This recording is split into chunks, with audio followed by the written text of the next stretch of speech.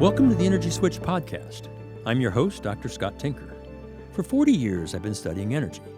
We've worked hard to make this podcast something different. It's focused exclusively on the intersection of energy and climate. We dig deep with two world-renowned experts, often with differing opinions. We're nonpartisan, and we edit the conversations to be tight and content-filled. Enjoy the Energy Switch.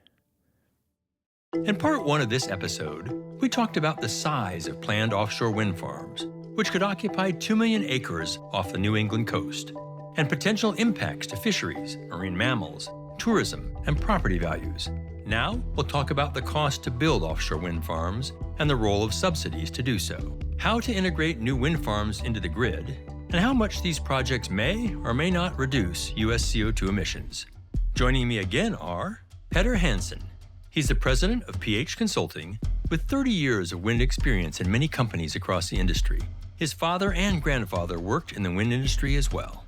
Offshore wind, where it's being located right now, makes a hell of a lot of sense because they're so close to the load centers. There are so many people living in the Northeast, Right. and producing that power for those people makes sense. Lisa Linowes. For almost 20 years, she's been the executive director of Industrial Wind Action, which provides nonpartisan information about renewable energy projects to all stakeholders. There is no other form of subsidy for electric generation equivalent to that. They're paying the grid operator to take the energy because they make the money from the subsidy. The subsidy covers up to 65% of a wind project onshore. Who pays for that? We do. I'm Scott Tinker, and I'm an energy scientist. Next on Energy Switch, different perspectives on offshore wind, part 2. Well, welcome back. Let's talk about cost. Let's look at the economics of some of these things. What does it cost to build one of these big 6, 7, 8, 9, 10 megawatt wind turbines offshore? Maybe I'll start over here, Peder, it's your business, right? Yeah. So onshore, a megawatt can be put in place for like $1 million, $1.2 million. Right. Offshore, we're talking $3.5 to $4 million per megawatt. Okay. Yeah, so it's significantly more expensive. So you mentioned a 10 megawatt turbine, plus or minus, so you're looking at $30 million or something to put 30, up. $35 million Okay. per turbine. Once they're there, once they've been permitted and put up, they're also very efficient. Just writing down 30 million per 10 megawatt, we talked about the number of megawatts, 30,000, I think we said in the first 30,000, episode. 30 million times 3,000 would be $90 billion I to think we're build. talking 80 to 90 billion, yeah. And that's a lot of money.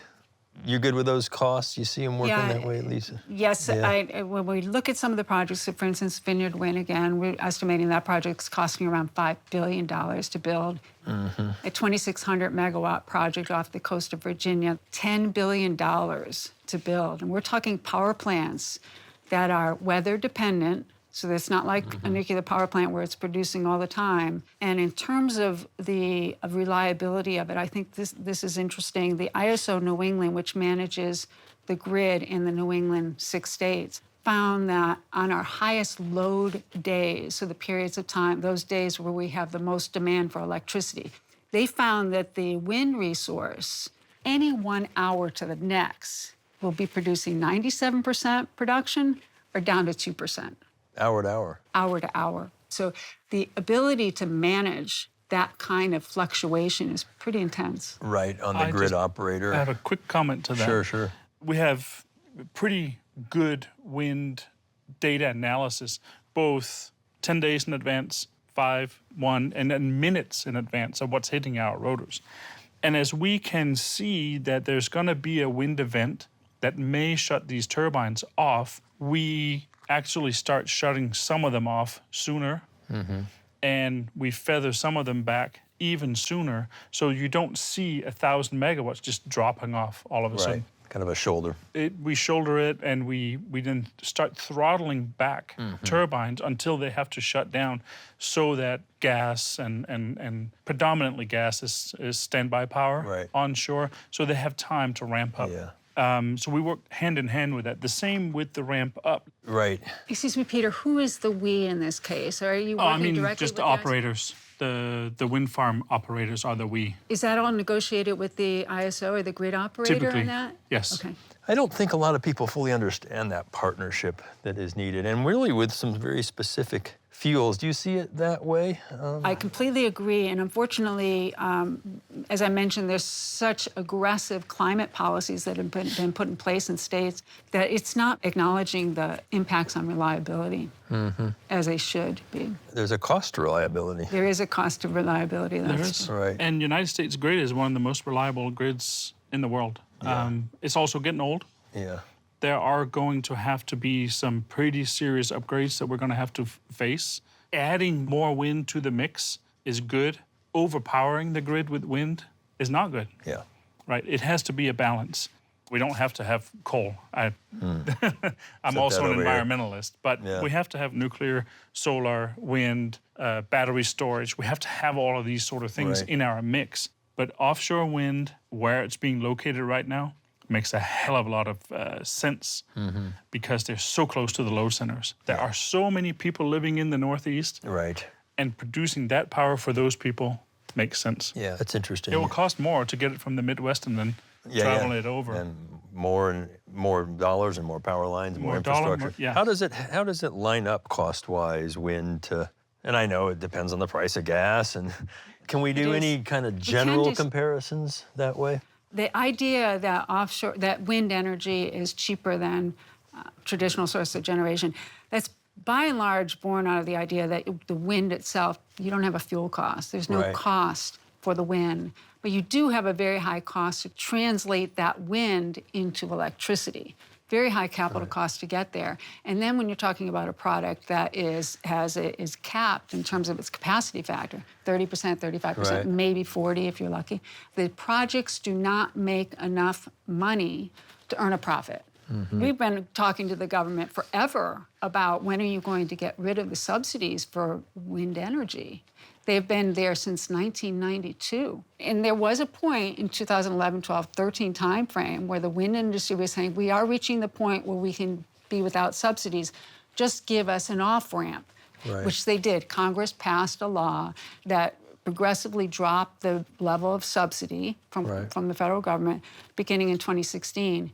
And then the industry turned around and now it says they can't live without it. Is that right, or it is not true. right or wrong? No, it's way? not right or wrong. But it is true, right? Is that anybody who starts a business with a subsidy also gets somewhat dependent on it, right? Yeah. A subsidy for wind sounds so bad because it's actually not a direct subsidy. For wind, it is what we call a production tax credit. That means that investors that go and invest in this wind project, who are private investors, they will go invest in the wind project, put up the wind turbines, and once they start operating and producing power, you get a tax credit on the production. Now there's what's called an investment tax credit. So I think it's 30% or so. That means you can subtract having to pay that taxes, basically. But it still means that the investment has to be a sound, upfront investment for the full capital cost of everything. Can I comment on that? Because that's not exactly my understanding of it. There is no other form of subsidy for electric generation equivalent to that. It has no cap on it. It's for the first 10 years of operation. Every kilowatt hour of generation, you get money back. And when energy prices were lower a decade ago or less, the subsidy was greater than the price of the electricity it was producing. They're paying the grid operator to take the energy because they make the money from the subsidy. The subsidy covers up to 65% of a wind project onshore. Who pays for that? We do. The energy industry's relationships with state and federal governments is really complex. Yes, it is. Across the board. Yeah. Because we need the energy. We do need the energy. The country needs it, and governments are trying to figure that out.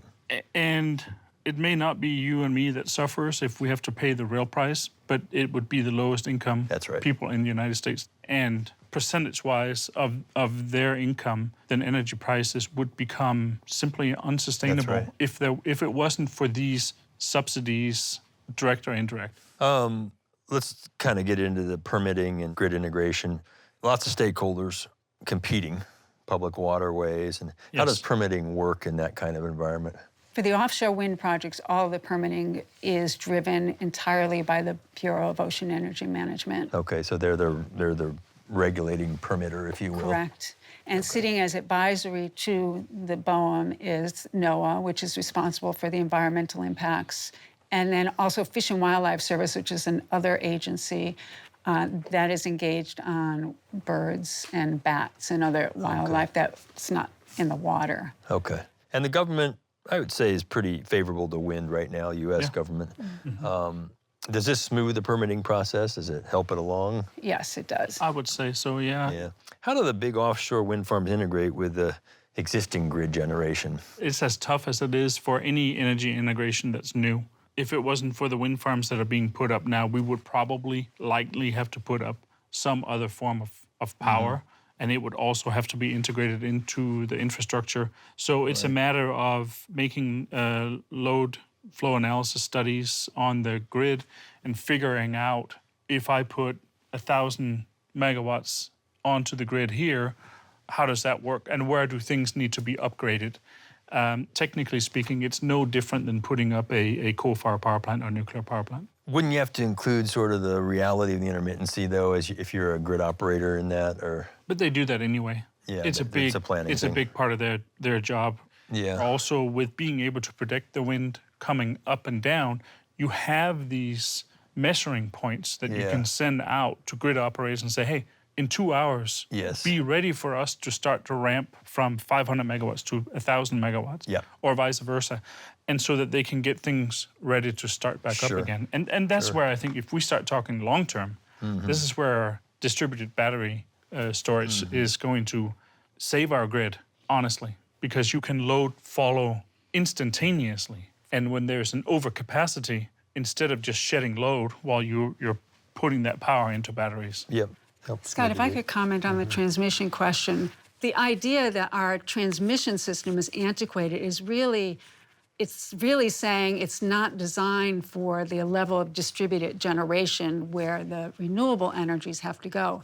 You have to build a renewable energy project where the fuel is. You can't transport the wind to the turbine. You can't transport the sun to the solar panel. You have to build the power plant at the source of the fuel. Consequently, we're building in the middle of nowhere. Texas is an example. The CREZ system, it's like $7.5 billion, maybe more, to build transmission that you never needed before. Yeah, we didn't need the transmission. We were going to need the electricity because a lot of people are moving here. So it would have had to come in some other form, whether it's more nuclear power plants or lignite. So the argument could be, well, wind helped there. But what you're saying, I think, is it's the structure of the source, that it isn't always there, and you have to have the lines. And so we're doing something with our grid that we didn't have to do before. Absolutely right. And there's no real plan other than, we just have to build a lot of transmission because our system is antiquated. I don't think it's antiquated. I think it just doesn't match how it was originally built and designed. Interesting. I think it is getting antiquated, and we have to start doing something anyway. And why not integrate wind and solar into that as we are upgrading and make it clean and more options? Yeah. If I could comment on New England, I mean, you'll find an environmentalist who will embrace a wind project onshore, offshore, but you will also find that environmentalist despises transmission, okay? They don't want to see transmission built. If we're going to get to the point where we're going to run all of New England or all the East Coast on wind, solar, and battery, that means a lot of transmission in areas that people won't tolerate. And so I don't know what the answer is, but that's where the policies are driving us. General numbers, we talked, let's just go back to the 2 million acres in the offshore Northeast, the 30,000 megawatts, 30 gigawatts, if you will, equivalent to, with capacity factors, about 10 nuclear power plants, okay? Will it make a meaningful difference in CO2 emissions reduction? Do you want to go at that? Who wants to go first? I have the numbers. I'll see if I can remember them. If these 30 gigawatts of wind is deployed, and this is just the new wind that we're talking coming in from offshore, is equivalent to roughly 78 million metric tons of CO2 offset on an annual basis. 78 million. And the U.S. produces about 5 billion tons of CO2 a year now, all in, everything. Yes. So 78 million, let's call it 100 to make the math easy. Yes. That's some. It's some. It's several percent. Yes. Yeah. So on a CO2 driver only, it's worth it, you think, or? I think it's worth for the clean power, right? I'm a clean power guy. Well, clean meaning CO2. Clean meaning no CO2, but it's not just the CO2. Okay. It's the mercury, it's the lead, it's the arsenic. SOx, the NOx. All of those sort of things. And they do inevitably end up in our ocean. Yeah, particulates. Particulates. You use clean in a broader sense. I do. Not just a CO2 sense. Not just CO2. No, because CO2 in and of itself is okay. There's a lot of other very harmful particulate matter coming out of coal and gas plants. Coal more than gas. The gas is almost benign comparatively. Yeah. But coal, a lot. And we have so many old coal-fired power plants that are grandfathered in under old schemes. What I would like to see is that we take old coal out and we just replace it with wind, and then we go from there, right? Wind slowly. and its partner, whether it's a battery or a gas plant. Whether it's wind or solar or anything like that, fusion, you name it. Your thoughts on the CO2 side? Yeah, so I went directly to the BOEM environmental impact statements for the projects. And they wrote that the reduction in greenhouse gas emissions resulting from the project would have, quote, a long-term negligible beneficial impact on the health and safety of environmental justice populations. That's what they said about that. When they talked about the habitat and invertebrates, so we're talking now about the wildlife and the water, it said that the project could contribute to a long-term net decrease in greenhouse gas emissions. However, this difference may not be measurable, but would be expected to help reduce climate change impacts. So we are talking about industrializing our ocean at a level we've never seen before, the impacts on wildlife, the impacts on the fishing industry, and it was sold to all of the policymakers on two fronts: economic opportunity because of jobs, so the unions would benefit from it, and of course the environmentalists and everyone else, it's about greenhouse gas emissions. The reality is this is not just Revolution Wind. This is also Vineyard Wind, South Fork Wind. All of these EISs say the same thing. Environmental impact statements. Correct. I'm sorry, the impact statements. Yeah. And what they do say, though, when you look at the purpose section of the Revolution Wind project, and it's the same for Vineyard Wind, it says that these projects will help Connecticut and Rhode Island meet their climate goals.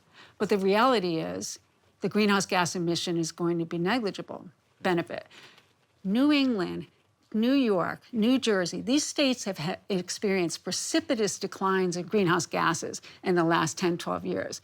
CO2 has been the slowest to come down because it's very hard to take out of the air, but a lot has been dropped. NOx and SOx is essentially, nitric oxide and sulfur dioxide, are essentially very little. We've gone to natural gas. We have barely any coal, barely any oil, being around a lot of hydro. You have some wind and solar, not a lot. Nuclear power. So maybe it makes sense to build a wind project in Wyoming, but it's not going to help the East Coast. And if the goal is to reduce emissions, we have better options. Interesting.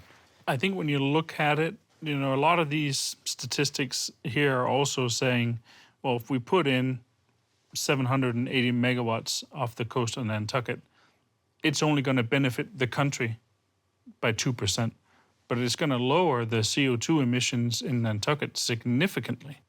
We've already looked at the numbers. New England saw precipitous declines in CO2 and never had to spend a dime to get there because it was all done by merchant developers. They built their gas plants. Yeah, and that's a good thing. And now we're talking about billions of dollars that are going to come out of the pockets in terms of not just subsidies from the federal government. All these projects have high-value contracts that are being paid for by ratepayers in the states.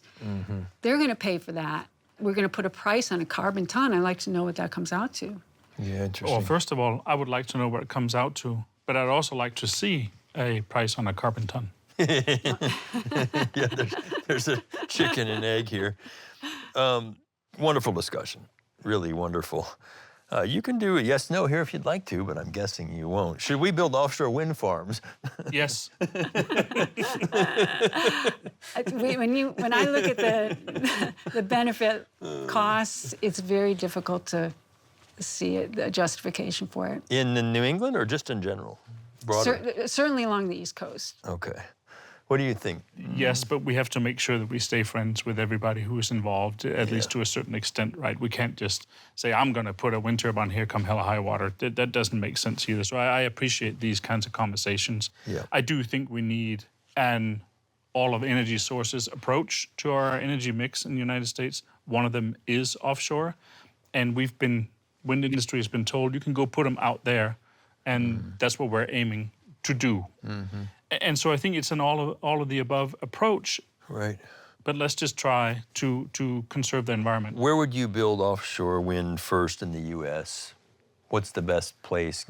All in considerations. Well, I'm kind of learning a lot about floating offshore platforms. And I think they bring with them an enormous opportunity to put wind farms where they otherwise wouldn't have been, and to build them in a central place and make them less expensive. And then if you need to fix one of them, really fix it, unmoor it, and drag it back to site. Float it in, that's interesting. So I like that sort of thing.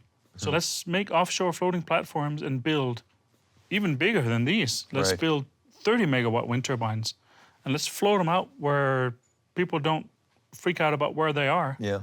I do like being close to load centers. And I know we will differ on why to put them there and so on, but that is the Northeast. Yeah. And it is California. And it's where it would practically work. Yeah.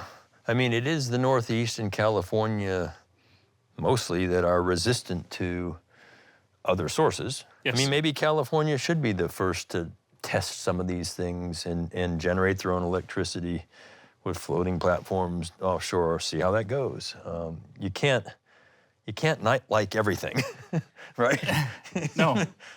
And you can't just go do everything either. Right. There's a gray, squiggly line here that's called compromise, and we all have to sort of find our way into that and where we can live together. Final thoughts. If you'd like to leave kind of 3 main points with our listeners, our viewers, what would those be? I say, look at your energy mix. Where does the power come from that you use on an everyday basis? And does it make sense to you to keep burning fossil fuels or looking in a different direction? The looking in the different direction can be offshore wind.